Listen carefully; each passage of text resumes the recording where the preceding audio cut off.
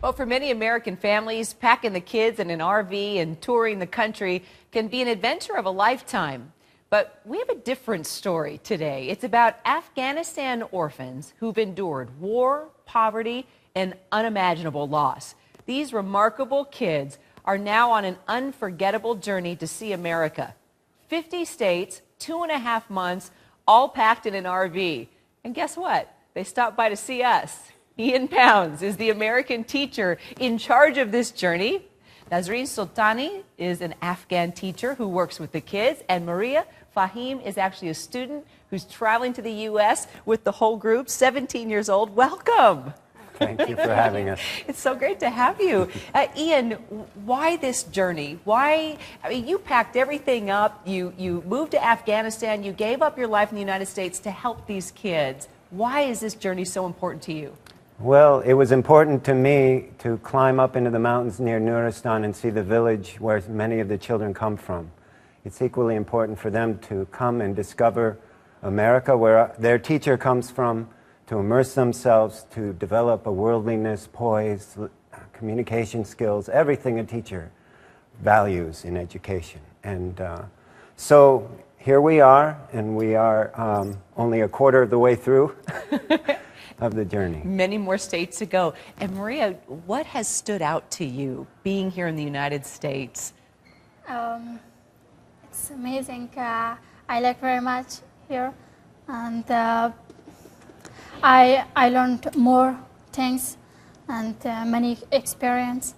And is there a place, a food? Tell me. Yeah, I like the lobster. The lobster. Yeah. Oh, very good. And also pizza. It's my favorite food. Of course. And, I like them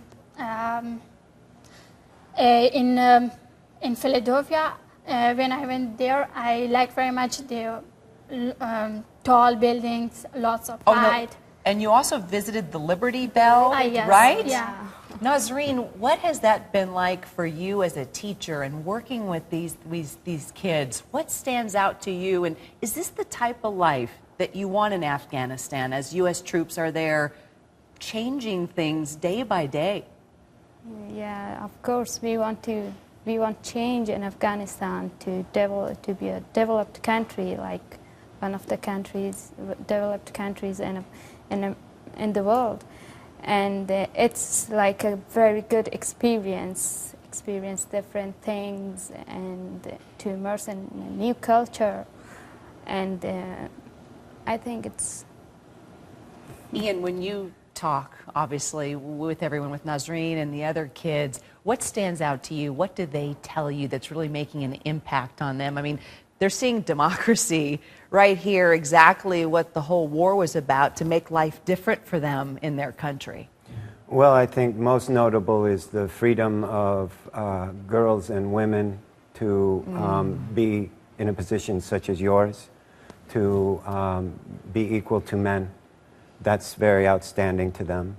Also, funny things like, why do they put lights all over their houses? And I get the strangest questions, you know, about some of the little things we forget and we take for granted about our life here in America.